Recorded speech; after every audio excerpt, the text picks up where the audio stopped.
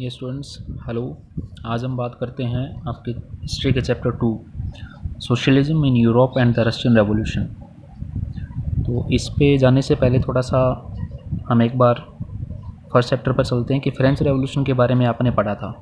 तो किस तरह से वहाँ पर 1815 में जो वाटरलू की जो बैटल होती है उसमें नेपोलियन को डिफीट कर दिया जाता है 1815 में वाटरलू की बैटल में, और फिर वहाँ पर मोनार्कियल गवर्नमेंट आ जाती है दोबारा से। अरिस्टोक्रेसी है वो रूल करती है, चर्च के हाथ में पावर्स आ जाती हैं। तो जो फ्रेंच रेवोल्यूशन है पूरे वर्ल्ड के ऊपर, वो एक स्पेशली पूरे यूरोप के ऊपर वो एक अपना बहुत ज़्यादा इफ़ेक्ट छोड़ती है। और हर एक इंडिविजुअल जो है वो ये चाहता है कि उसके जो फंडामेंटल राइट्स हैं उनको प्रोटेक्ट किया जाए, उनके लिए कोई सेफ गार्ड हो, कॉन्स्टिट्यूशन बने, देश के अंदर एक नेशन बने। तो उसी के रिगार्डिंग हम बात करेंगे socialism in Europe and the Russian revolution. तो इसमें हम पढ़ेंगे किस तरह से यूरोप में सोशलिज्म आता है। सोशलिज्म एक ऐसी टर्म है जिसके अकॉर्डिंग जो नेचुरल रिसोर्सेज होते हैं या कंट्री के पास जितने भी रिसोर्सेज हैं, वो चाहे किसी भी तरह के हैं, चाहे वो ह्यूमन मेड है चाहे वो नेचुरल है, उनके ऊपर पूरे कंट्री का इक्वली शेयर होता है। और रशियन रेवोल्यूशन के बारे में पढ़ेंगे, कुछ मेन कैरेक्टर्स आएंगे इसके अंदर। तो अभी सिर्फ हम एक्सप्लेनेशन पढ़ रहे हैं 25 से 27 तक। इसमें आपका जो फर्स्ट टॉपिक है वो रहेगा the age of social change. The age of social change, इसमें देखिए क्या दिया गया है। In the previous chapter you read about the powerful ideas of freedom and equality that circulated in Europe after the French Revolution। तो आपने देखा है किस तरह से फ्रेंच रेवोल्यूशन के बाद जो है वो फ्रीडम का आइडिया और इक्वलिटी का जो आइडिया है वो पूरे यूरोप में किस तरह से स्प्रेड होता है, फैलता है, सर्कुलेट होता है। The French revolution opened up the possibility of creating a dramatic change in the way in which society was structured। तो इस तरह से ये पॉसिबिलिटी जो है वो ओपन कर देती है फ्रेंच रेवोल्यूशन की, जो ड्रामेटिक चेंज लेकर आए सोसाइटी के अंदर जैसे वो बनी हुई थी।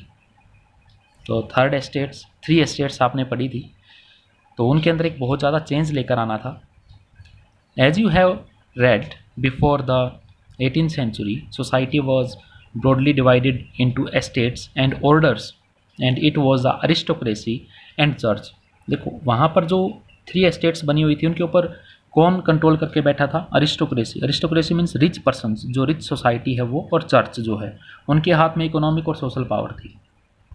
Suddenly after the revolution it seemed possible to change this. अभी दिखाई देने लगा चेंज, मतलब पॉसिबल हो गया। In many parts of the world including Europe and Asia new ideas about individual rights and who controlled social power begin to be discussed. अब Europe और Asia में भी ये डिस्कस होने लगे, ये नए नए आइडियाज़ कि इंडिविजुअल के राइट्स क्या होने चाहिए, किसके हाथ में सोशल पावर होनी चाहिए, कौन इसको कंट्रोल करे, उसके ऊपर डिस्कस होने लगी। In India Raja Ram Mohan Roy and Derozio talked of the significance of the French revolution. अब राजा राम मोहन रॉय इंडिया के अंदर और एक हेनरी विवियन डेरोजियो, ये एक यंग ब्रिटिशर्स था जो बंगाल में आया था, 8th क्लास में आपने पढ़ा था। चलो इसके बारे में डिटेल में नहीं जाएंगे, बाद में आपको बता दूंगा। Talk to the significance of the French revolution, इन्होंने बात की कि फ्रेंच रेवोल्यूशन जो है वो कितनी इम्पोर्टेंस रखती है, यानी कितनी इम्पोर्टेंट है वो, यानी उसके बारे में जानना, उसके बारे में डिस्कस करना कि किस तरह से न्यू आइडियाज़, किस तरह सोसाइटी का स्ट्रक्चर बनना चाहिए। And many others debated the ideas of post revolutionaries Europe. अब कुछ अपने उन विचारों पर डिबेट करने लगे कि रेवोल्यूशन के बाद का जो यूरोप है वो कैसा हो। The developments in the colonies in turn reshaped these ideas of societal change. और जो कॉलोनीज़ है, यानी कि जो इंग्लैंड ने जिनके ऊपर किसी तरह से अपना ऑक्यूपाई कर रखा था, जिन कॉलोनीज़ को, जिन कंट्रीज़ को, जैसे अमेरिका की 13 कॉलोनीज़ थी, तो उनको अब reshaped these ideas of societal change. अब उनमें भी कुछ सोसाइटल चेंज आने लगा, उनका जो आइडिया था सोसाइटल चेंज का।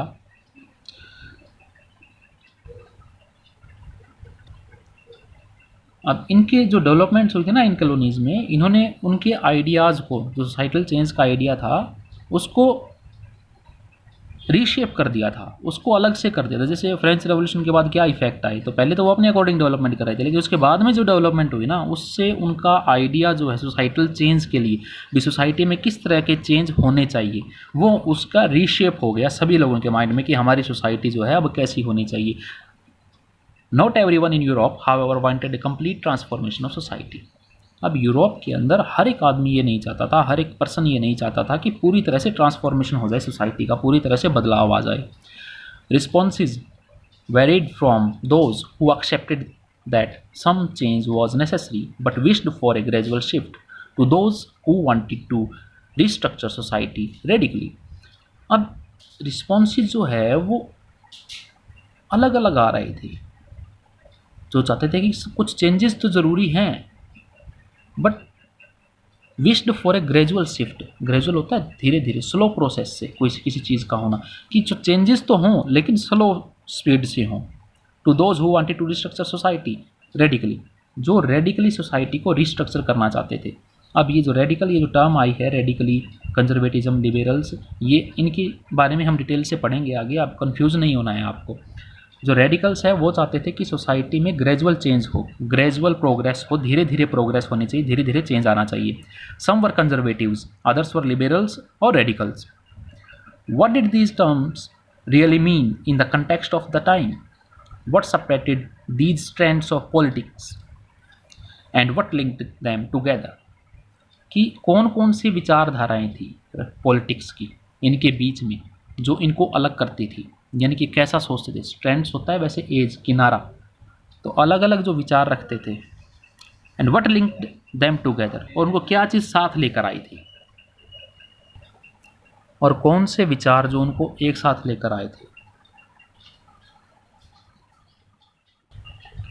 We will look briefly at some of the important political traditions of the 19th century. हम थोड़ा सा ब्रीफली इसके ऊपर नज़र डालेंगे कि क्या पॉलिटिकल ट्रेडिशन था 19th सेंचुरी में, and see how they influenced change, और उन्होंने चेंज को देखेंगे कि किस तरह से, हाउ दे इन्फ्लुएंस्ड चेंज, बदलाव को किस तरह से इन्फ्लुएंस किया उन्होंने।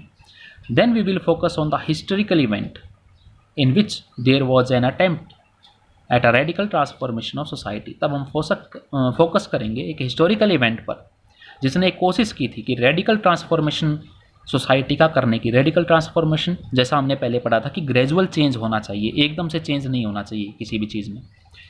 Through the revolution in Russia, socialism became one of the most significant and powerful ideas to shape society in the 20th century. और रशिया में सोशलिज्म, रशिया में जो रेवोल्यूशन हुई थी तो उसके बाद सोशलिज्म जो है वो एक मोस्ट सिग्निफिकेंट, इम्पोर्टेंट और पावरफुल आइडिया बन गया था कि सोसाइटी को क्या शेप दी जानी चाहिए 20th सेंचुरी में। लिबरल, रेडिकल्स एंड कंजर्वेटिव्स, अब इनके बारे में डिटेल से पढ़ेंगे हम कि इनकी डिमांड्स, लिबरल्स की क्या डिमांड्स थी, वो क्या सोचते थे किस तरह से चेंज होना चाहिए।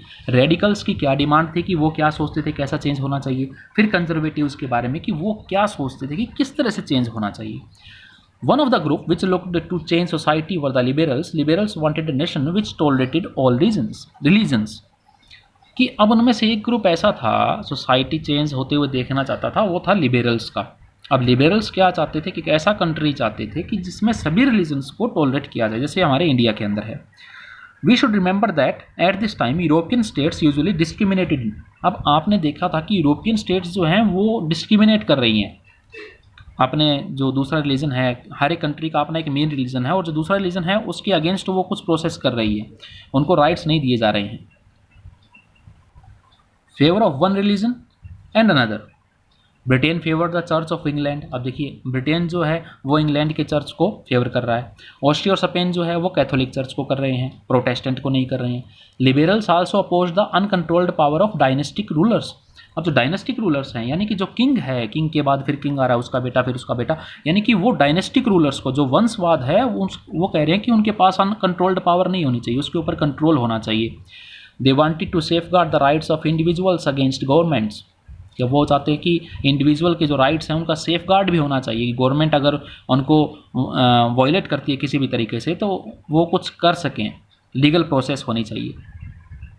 They argued for a representatives representative, elected parliamentary government, subject to laws interpreted by a well-trained judiciary that was independent of rulers and officials. वो कहते हैं कि यहाँ पर एक रिप्रेजेंटेटिव को चूज किया जाना चाहिए। वो विवाद करते हैं, वो अपना विचार देते हैं कि एक पार्लियामेंट्री गवर्नमेंट जो है उसको इलेक्ट किया जाना चाहिए और इंटरप्रेट किया जाना चाहिए। इंटरप्रेट करना मीन्स फाइनल टच देना किसी चीज़ को। एक जुडिशरी जो है वो फाइनल टच दे, जो सब्जेक्ट टू लॉज हैं, जो independent of rulers and officials, जो पूरी तरह से इंडिपेंडेंट हो। However they were not Democrats.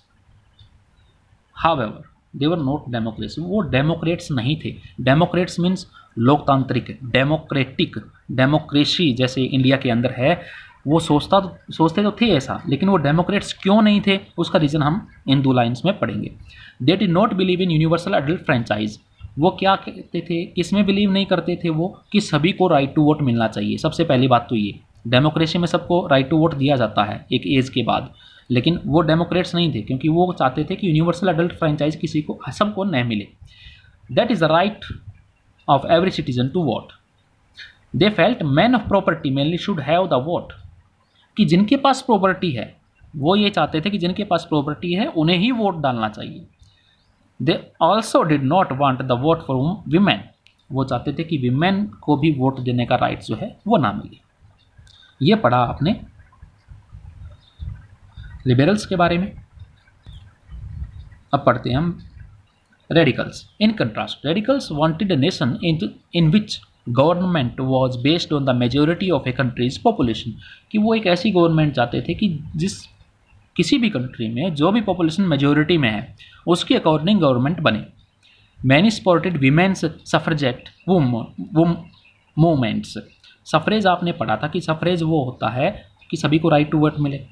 अब यहाँ पर ये वीमेंस सफरेजेट मूवमेंट्स है, यानी कि वीमेंस को राइट दिलाने के लिए वोट का ये मूवमेंट्स चलाई गई थी। अनलाइक लिबरल्स के अगेंस्ट, यानी कि उनके अपोजिट में। अब लिबरल्स जैसा सोच रहे थे, ये उसके अपोजिट में सोच रहे थे। They opposed the privileges of great land owners and wealthy factory owners. उन्होंने कहा कि जो प्रिविलेजेस हैं, जो स्पेशल राइट्स हैं, जो ग्रेट लैंड ओनर्स और जो वेल्दी फैक्ट्रीज ओनर्स को दिए गए हैं, उनको ये नहीं दिया जाना चाहिए। वो इसका अपोज कर रहे थे। They were not against the existence of private property. अब वो अगेंस्ट नहीं थे प्राइवेट प्रॉपर्टी के, ये प्राइवेट प्रॉपर्टी किसी के पास नहीं होनी चाहिए, but disliked concentration of property in the hands of few. लेकिन वो ये पसंद नहीं करते थे कि जो सारी की सारी प्रॉपर्टी है वो कुछ एक हैंड्स में चली जाए, यानी कि कुछ एक लोग मिलकर उसको ऑक्यूपाई कर लें, उसको कन्फिस्केट कर लें, उसके ऊपर कब्जा कर लें। वो ये नहीं चाहते थे। तो ये थे रेडिकल्स। अब बात करते हैं कंजर्वेटिव्स के बारे में। Conservatives were opposed to radicals and liberals. अब इन्होंने इन दोनों को अपोज किया, कंजर्वेटिव्स ने दोनों का अपोज किया। After the French revolution, however, even conservatives had opened their minds to the need for change. इन्होंने भी अपना माइंड ओपन किया चेंज के लिए। Earlier in the 18th century, conservatives had been generally opposed to the idea of change. लेकिन conservatives 18th century में क्या कर रहे थे, वो अपोज कर रहे थे कि कोई चेंज नहीं होना चाहिए, सोसाइटी के अंदर जैसी है वैसी रहनी चाहिए। By the 19th century, they accepted that some change was inevitable, but believed that the past had to be respected and change had to be brought about through a slow process. अब उन्होंने कहा कि ठीक है, कुछ 19th century में उन्होंने ये एक्सेप्ट कर लिया कि कुछ एक चेंजेस होने ज़रूरी हैं। इनएविटेबल होता है मैंडेटरी, ज़रूरी, ठीक है, नेसेसरीली। और उन्होंने बट बिलीव्ड दैट, और उनका विश्वास था कि जो पास्ट है उसको भी रिस्पेक्ट देनी चाहिए। अब चेंज तो आना चाहिए बट स्लो प्रोसेस से होना चाहिए। ये कंजर्वेटिव्स सोचते थे। ये तीनों के बारे में आपने पढ़ा कि वो क्या सोचते थे। सच differing ideas about societal change clashed during the social and political turmoil that followed the French Revolution. French revolution के बाद ये आइडियाज़ में जो डिफ्रेंशिएट था, तो ये जो इसमें पॉलिटिकल टर्मोइल था, सोशल और पॉलिटिकल टर्मोइल होता है उथल पुथल हो जाना किसी चीज़ में, तो वहाँ पर सोशली भी टर्मोइल हो गया था इन विचारों में, क्योंकि सभी के विचार नहीं मिल रहे थे, अलग अलग ग्रुप्स बन गए थे, कुछ लोग किसी को सपोर्ट कर रहे थे, कुछ लोग किसी को सपोर्ट कर रहे थे। The various attempts at revolution and national transformation in the 19th century helped define both the limits and potential of these political tendencies. अब इस तरह से काफ़ी सारी जो कोशिशें होती हैं at revolution and national transformation in the 19th century, 19th century में जो हेल्प करती है किसकी, define both the limits and potential of these political tendencies, कि इनकी लिमिट्स के बारे में और इनकी potential of these political tendencies, कि इनकी किस तरह की जो पॉलिटिकल डिज़ायर्स हैं उन सबको ये हेल्प करती है, जो उनकी रेवोल्यूशन होती है, जो अटेम्प्ट्स होते हैं, उनके जो नेशनल ट्रांसफॉर्मेशन होती है। Industrial society and social change. अब बात करते हैं कि अभी तक आपने देखा कंजर्वेटिव्स, लिबरल्स एंड रेडिकल्स। अब करते हैं बात industrial society and social change की। These political trends were signs of a new time. It was a time of profound social and economic changes. It was a time when new cities came up and new industrialized regions developed, railways expanded and the industrial revolution occurred। कि यहाँ पर ये technology आ चुकी थी, इनमें expansion हो चुका था। Industrialization brought men, women and children to factories. Work hours were often long and wages were poor। अब देखो यहाँ पर जो इंडस्ट्रियलाइजेशन हुआ तो मैन, वीमेन, चिल्ड्रन सभी फैक्ट्रीज में काम करने लगे। उनके काम करने का टाइम ज़्यादा था लेकिन वेजेज उनकी कम थी।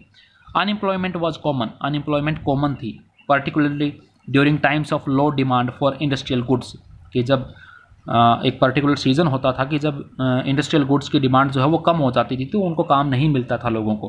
Housing and sanitation were problems since towns were growing rapidly. Housing, रहने के लिए घर, और सैनिटेशन यानी कि सफाई और हाइजीनिक जो फैसिलिटीज़ हैं वो यहाँ की सबसे बड़ी प्रॉब्लम थी जब जो टाउन्स हैं वो बहुत तेज़ गति से बढ़ रहे थे, रैपिडली ग्रोथ कर रहे थे। Liberals and radicals searched for solution to these issues. जो लिबरल्स हैं और जो रेडिकल्स हैं वो इनका सॉल्यूशंस देख रहे हैं, इन इश्यूज़ का वो खोज कर रहे हैं इस चीज़ की। Almost all industries were the property of individuals. कि जो इंडस्ट्रीज़ थी वो सभी की प्राइवेट प्रॉपर्टी थी। Liberals and radicals themselves were often property owners and employers. अब ये देखिए, ये भी प्रॉपर्टी ओनर्स थे, एम्प्लॉयर्स थे। Having made their wealth through trade and industrial ventures. Ventures होता है बिजनेसेस, तो वो अपने इंडस्ट्रियल बिजनेस से अपना वो पैसा कमा रहे थे, कमा चुके थे। They felt that such efforts should be encouraged. कि ऐसे एफर्ट्स को एनकरेज किया जाना चाहिए जिससे benefit that its benefits would be achieved if the workforce in the economy was healthy and citizens were educated। कि जो है वर्कफोर्स है वो इकोनॉमी में वो कैसी थी, वो हेल्दी थी और सिटीजन जो हैं वो एजुकेटेड, उनको that it's benefit would be achieved if, कि इस बेनिफिट को अचीव किया जा सके कि उनकी जो वर्कफोर्स जो है वो एजुकेटेड हो जाए और हेल्दी भी हो जाए, उसके सिटीजन्स एजुकेटेड हो जाए। Opposed to the privileges, the old aristocracy had by birth, they firmly believed in the value of individual effort, labor and enterprise। अब वो अपोज कर रहे थे किस चीज़ का, ओल्ड अरिस्टोक्रेसी। अरिस्टोक्रेसी जो रिच सोसाइटी थी कि उनको स्पेशल प्रिविलेज नहीं देने चाहिए बाय बर्थ, कि जिसमें जो वैल्यू है इंडिविजुअल एफर्ट्स की, जो कोशिश करता है, जो कैपेबल है, उसको अपने आप वैल्यू मिल जाएगी सोसाइटी के अंदर, उसको अपने आप प्रिविलेज मिल जाएंगे। आप उसको डायरेक्ट उसके बाय बर्थ उसको प्रिविलेज ना दें, वो इसको अपोज कर रहे थे। If freedom of individuals was ensured, if the poor could labor and those with capital could operate without restraint, they believed that societies would develop। अब उन्होंने कहा कि अब देखिए फ्रीडम क्या है, freedom of individuals was insured, कि individual की फ्रीडम जो है वो इंश्योर हो जाए, उसको विश्वास हो जाए कि तो फ्री है बिल्कुल। पुअर जो है वो लेबर कर सकता था, and those with capital would operate without restraint, और जो कैपिटल है उसके साथ उसको बिना किसी रिस्ट्रेंट, कंट्रोल के अगर ऑपरेट किया जाए। They believe that societies would develop, तो सोसाइटी तभी डेवलप हो सकती है, उनका ये विश्वास था, हो जाएगी। Many working man and women who wanted changes in the world rallied around liberal and radical groups and parties in the early 19th century। बहुत सारे मैन एंड वीमेन जो है वो चेंजेस चाहते थे। Some nationalist, liberals and radicals wanted revolutions to put an end to the kind of governments established in Europe in 1815। अब 1815 में treaty of Vienna हुई थी, आपको पता है। नेपोलियन को हरा दिया गया था, नेपोलियन को बाहर भेज दिया गया, वाटरलू की बैटल में उसको हरा दिया गया था, और फ्रांस का एक्सपेंशन रोक दिया गया। जर्मन कन्फेडरेशन जो है 39 स्टेट्स का, उसको वैसे का वैसे रखा गया। अब उसके चारों, फ्रांस के चारों तरफ जो है अलग अलग कंट्रीज़ ने अलग अलग स्टेट्स अपनी डिवाइड कर ली थी कि मैं ये स्टेट लूँगा, मैं ये स्टेट लूँगा, ताकि फ्रांस एक्सपेंस ना बढ़ा सके, अपना एक्सपेंड ना हो उसके किसी भी तरीके से। They become revolutionaries work to overthrow existing monarchs. अब वहाँ पर मोनार्कियल गवर्नमेंट आ गई थी 1815 में, जैसा आपने पढ़ा था फ्रेंच रेवोल्यूशन के बाद क्या हुआ था 1815 के बाद क्या हुआ था। Nationalists talked of revolutions that would create nations where all citizens would have। अब जो नेशनलिस्ट है वो हमेशा से बात करते हैं कि नेशंस के बारे में। अब नेशन क्या था कि वहाँ पर सभी को जहाँ पर इक्वल राइट्स मिले। After 1815 Giuseppe Mazzini an Italian nationalist with others to achieve this in Italy, nationalists elsewhere including in India read his writings। अब देखिए, अब Giuseppe Mazzini के बारे में आपने पढ़ा कि किस तरह से वो दूसरों के साथ मिलकर जो है इटली में अचीव करता है नेशन को, और नेशनलिस्ट्स एल्सवेयर और including India read his writings, और जो अलग अलग कंट्रीज़ में इंक्लूड इंडिया, ये इंडिया है, ये कंस्पायर्ड है, तो इंडिया में उसकी राइटिंग्स को, उसने जो लिखा उसको पढ़ा गया, उसकी बुक्स को पढ़ा गया। इस तरह से एक नेशन की जो फीलिंग है वो क्रिएट होती है। ये था हमारा पेज नंबर 25, 26 एंड 27।